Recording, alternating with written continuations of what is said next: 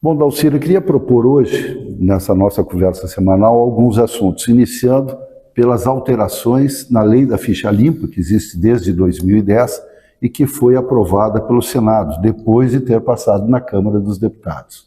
Agora vai ao Palácio do Planalto para a sanção do presidente Lula, que pode vetar, eventualmente, essa alteração.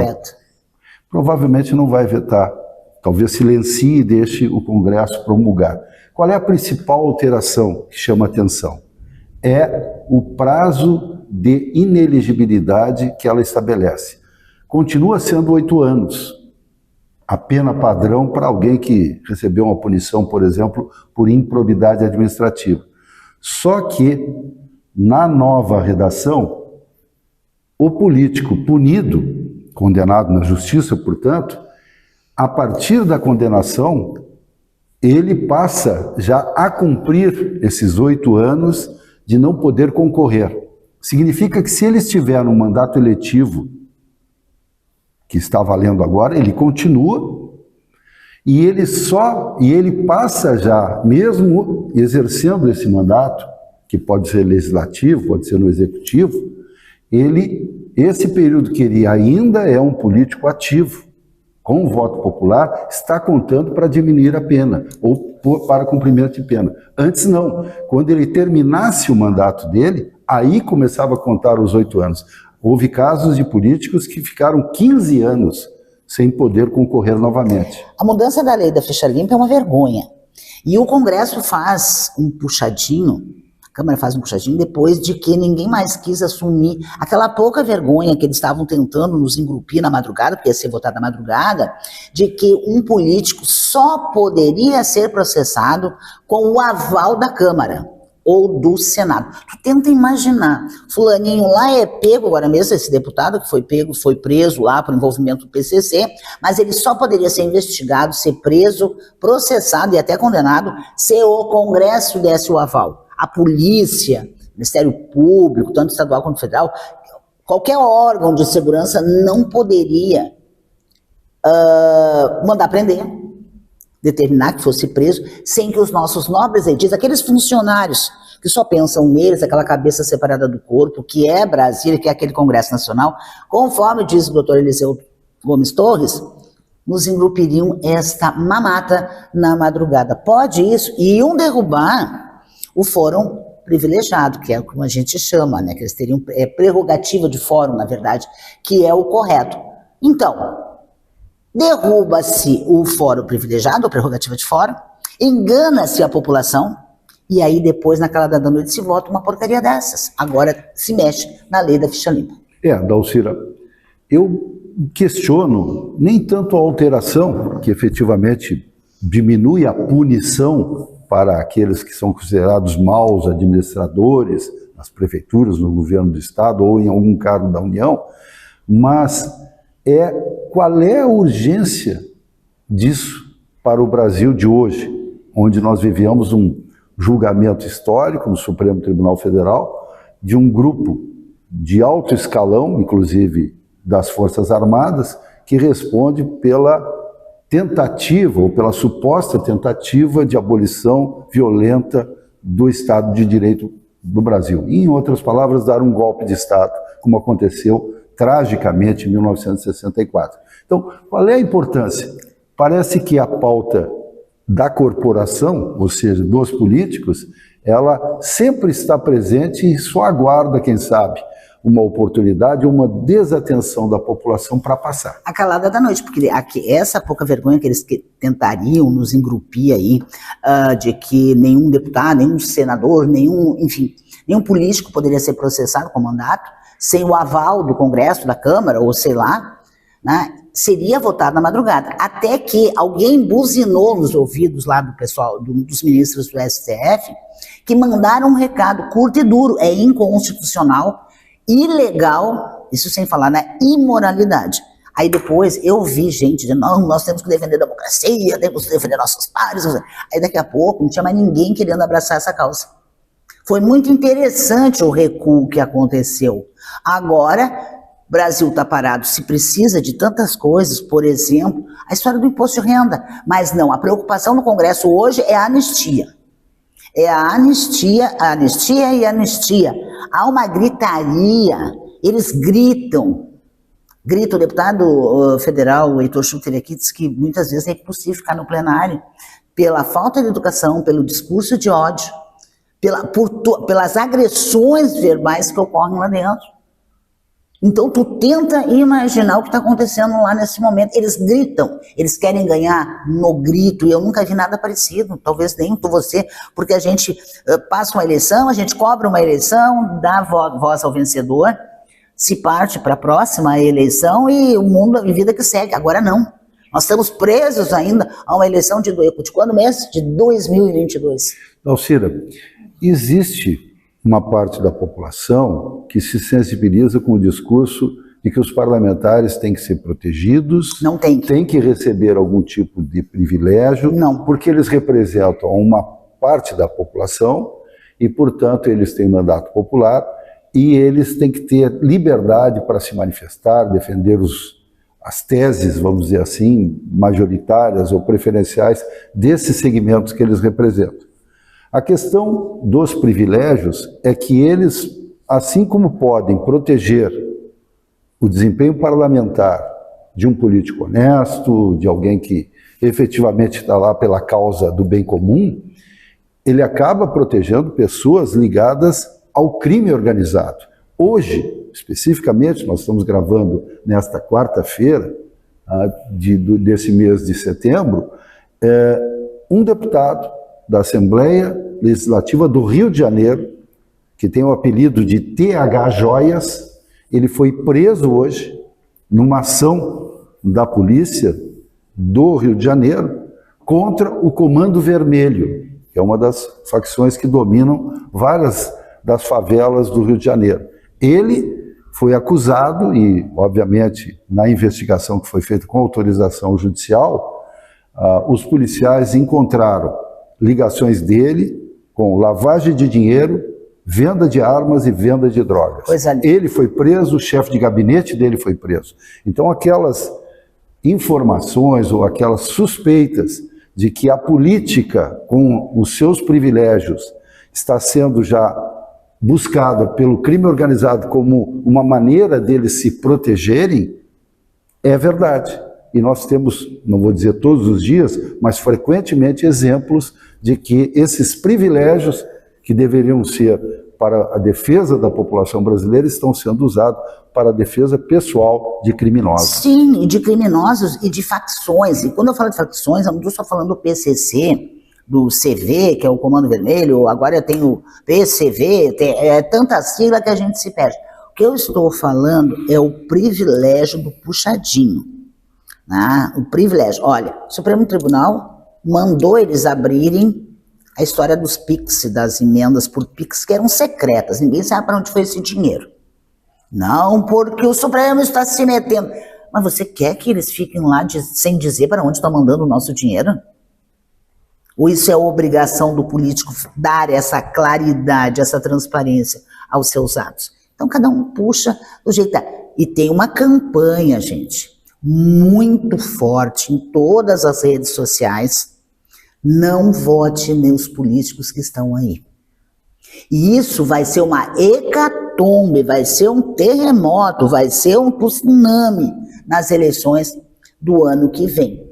Inclusive no número de votos em branco, de abstenções, né, e votos nulos. Vai ser algo inacreditável. E mesmo com os alertas que estão sendo feitos, nossos políticos, estão que nem aquele político que agora se elegeu prefeito aqui da região.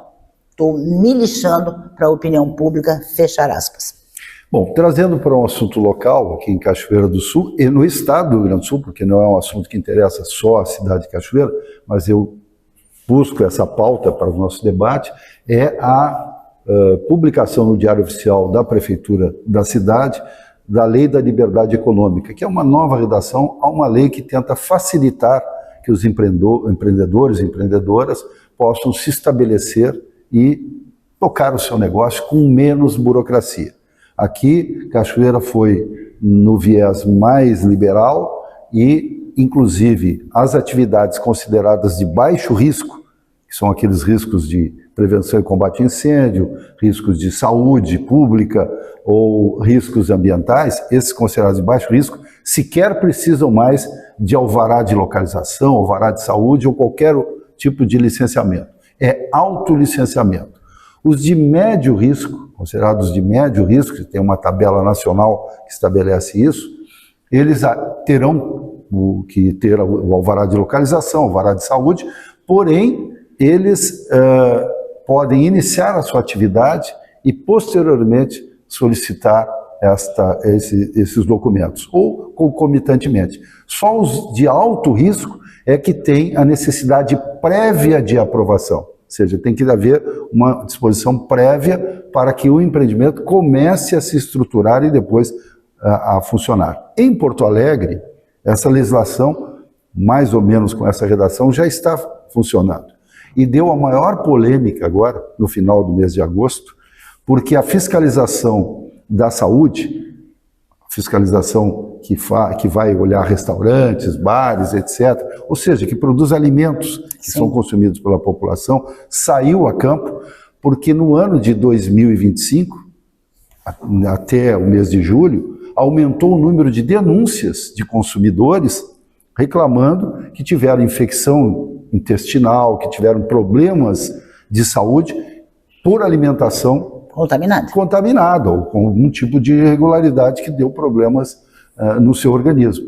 E, logicamente, o que faz qualquer vigilância sanitária vai ao encontro desse pleito, e lá em Porto Alegre, na capital, eles viram situações em que, inclusive, tiveram que fechar bares, restaurantes. Isso deu uma maior polêmica. E era de baixa complexidade esses locais, né? Pois eles não foram divulgados, porque a legislação, normalmente, ela exige um sigilo da fiscalização em termos dos autuados, notificados e até fechados.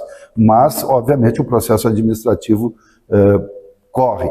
Eu acho discutível que haja essa reserva, assim, que não haja publicidade, mas pode que o fiscal tenha extrapolado, não fosse necessário, e administrativamente a pessoa consiga reverter a pena, e se é de domínio público, ele já fica condenado. A gente entende isso. Mas por que eu trago isso aqui?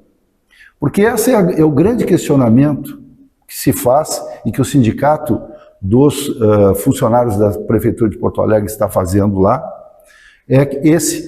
que estão demonizando os fiscais da Prefeitura de Porto Alegre por estarem cumprindo as normas da Anvisa, da Agência Nacional de Vigilância Sanitária, né, dizendo-se, esses empreendedores, vítimas de uma ação exagerada da fiscalização. E o Sindicato dos Funcionários está dizendo que, na verdade, a Lei de Liberdade Econômica não inclui relaxamento e falta de higiene. Exatamente. Ela não exclui todas as normas de segurança e de prevenção de incêndio, de questões ambientais e de questões de vigilância sanitária. As normas continuam, ela só facilita a regularização da atividade, e é só isso. Que você pode, o empresário vai lá e ele mesmo se auto-intitula, ele preenche a ficha e ele assume a responsabilidade. Ah, eu tenho PPCI, então não precisa lá toda aquela movimentação, eu pagar alguém para fazer um PPCI, levar nos bombeiros, eu estou assumindo a responsabilidade. Não, ele faz uma autodeclaração dizendo que ele está cumprindo as normas. Sim, exatamente. Mas a fiscalização, por óbvio, tem que ir no local, seja dos bombeiros,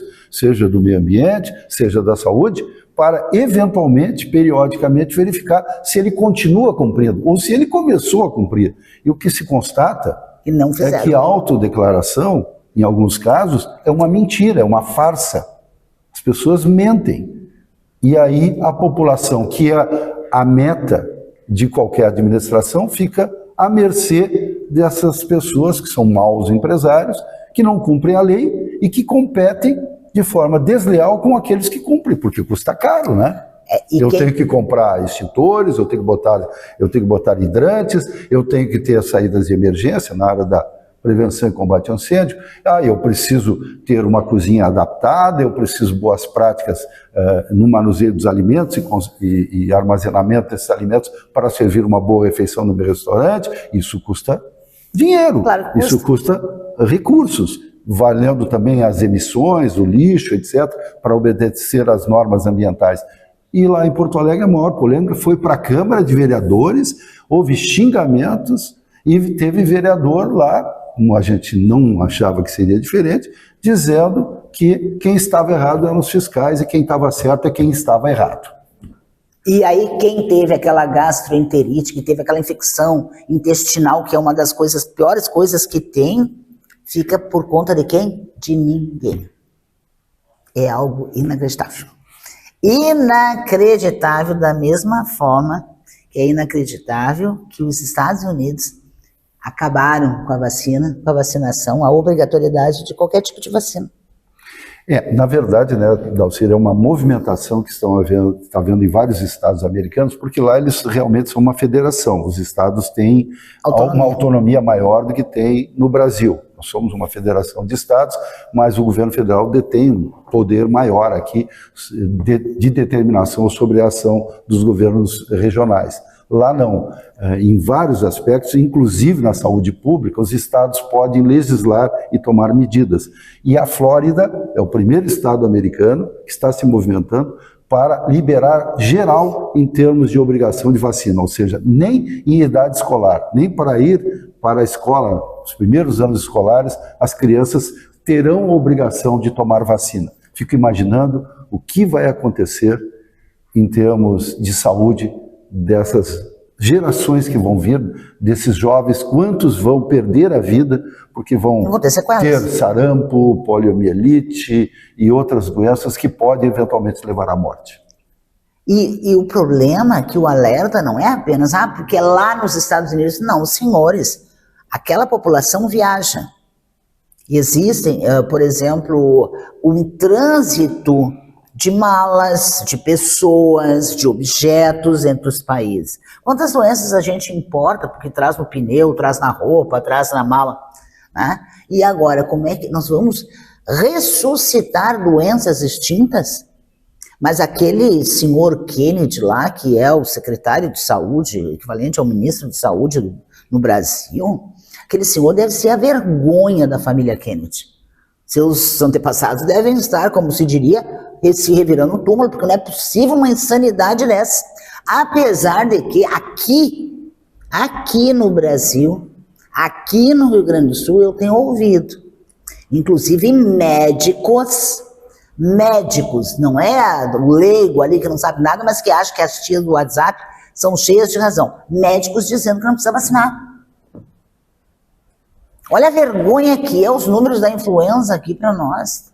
Nem o pessoal da saúde tomou vacina, mas perderam a cabeça, perderam o quê? Agora, eu te digo bem honesto, no Brasil nós temos a obrigatoriedade da vacinação, principalmente das nossas crianças, porque elas não conseguem matrícula nas escolas, sejam municipais, estaduais ou particulares, sem apresentar, é obrigatória a apresentação da carteira de vacina. Agora, eu voto e vou votar sempre. O dia que uma criança tiver uma sequela grave, uma doença grave por falta de vacina, eu acho que pai e mãe têm que ser responsabilizados por homicídio doloso ou lesão corporal grave dolosa. Porque eu não vacinando, eu assumo o risco do meu filho, minha filha, ter uma sequela grave. Eu tenho um exemplo agora, que há pouco, a semana passada me contaram, a família é religiosa, não sei o quê, a menina fez um pré-natal meio que decente, vamos dizer assim, a criança nasceu, não tomou uma vacina, de 40 dias que esse bebê tem, 30 ele está no hospital, e agora conseguiram diagnosticar que ele está com meningite. É isso, mas vamos em frente. Na próxima, e lembrando que segunda-feira agora, tem uma sessão dupla na Câmara, que vai de vereadores de Cachoeira, a sessão normal, às 2 horas, e depois, às 18 horas, a sessão especial, extraordinária, para votar 3 projetos ao mesmo tempo. O estacionamento rotativo, o projeto do FAPES, que muda o desconto para o FAPES, e a aposentadoria, e a pensão, que é um outro projeto, a pensão dos servidores. Um assunto quente. Semana que vem teremos bastante coisas para falar.